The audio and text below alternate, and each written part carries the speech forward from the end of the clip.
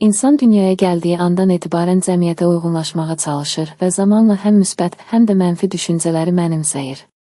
Bu düşüncələr isə həyatımıza birbaşa təsir göstərir. Əgər daim mənfi düşünürüksə, fərqinə varmadan özümüzə maneələr yaradırıq. Lakin hadisələrə müsbət yanaşmaq həyatımızda dönüş nöqtəsi ola bilər. Müsbət düşüncə nədir?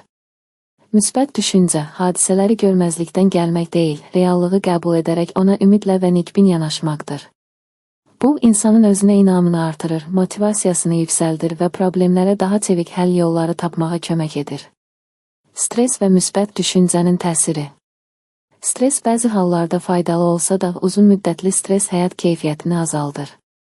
Zihin daim düşündüklərini gerçək kimi qəbul etdiyindən mənfi düşüncələr qorxu və narahatlıqları artırır.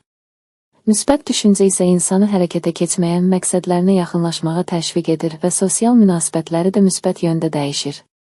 Ölkə az gündəlik həyatda müsbət düşüncə üçün nələr etməyin mümkün olduğunu təqdim edir. Günü müsbət niyyətlə başlamaq. Kiçik yaxşı anları fərq etmək. Uğursuzluqları təcrübə kimi qəbul etmək. Müsbət düşüncəli insanlarla vaxt keçirmək. Özünüzə motivasiya cümlələri demək. Meditasiya, nəfəs məşqləri və sevdiyiniz hobbiyə vaxt ayırmaq.